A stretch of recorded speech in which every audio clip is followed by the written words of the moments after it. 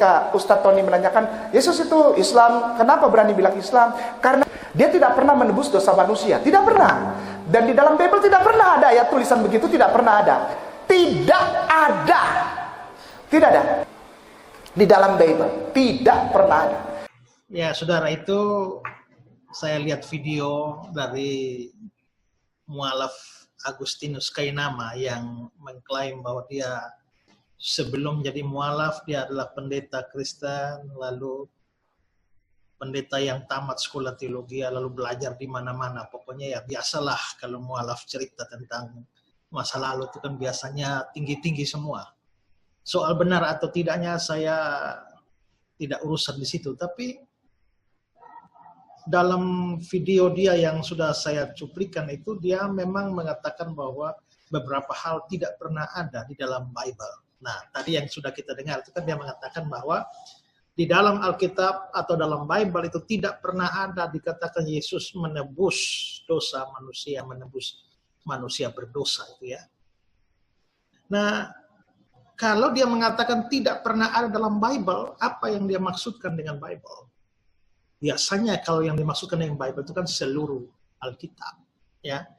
Nah, saya heran kalau memang dia mantan pendeta yang belajar dengan baik, bagaimana dia bisa mengatakan bahwa tidak ada sama sekali di dalam Bible, di dalam Alkitab Kristen yang mengajarkan bahwa Yesus itu memang menebus dosa manusia atau menebus manusia berdosa.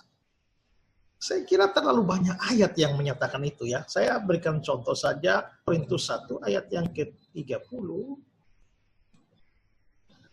Tapi oleh Dia kamu berada dalam Kristus Yesus yang oleh Allah telah menjadi hikmat bagi kita.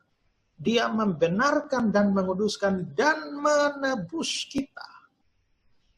Nah, Dia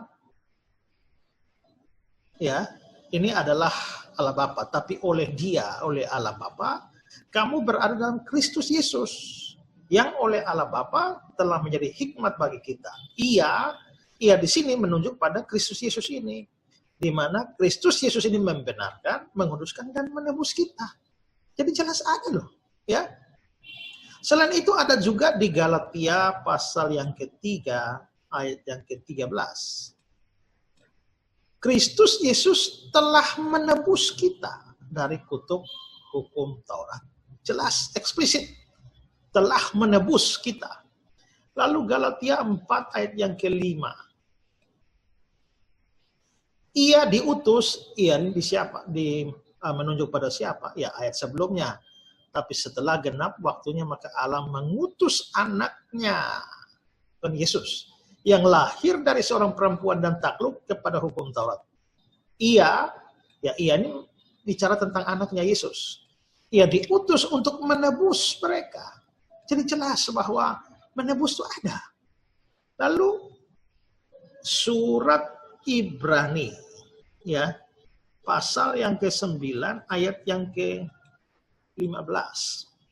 Karena itu ia adalah pengantara dari satu perjanjian baru. Iya, di sini kalau kita lihat ayat sebelumnya, betapa lebihnya darah Kristus. Jadi ini bicara Kristus.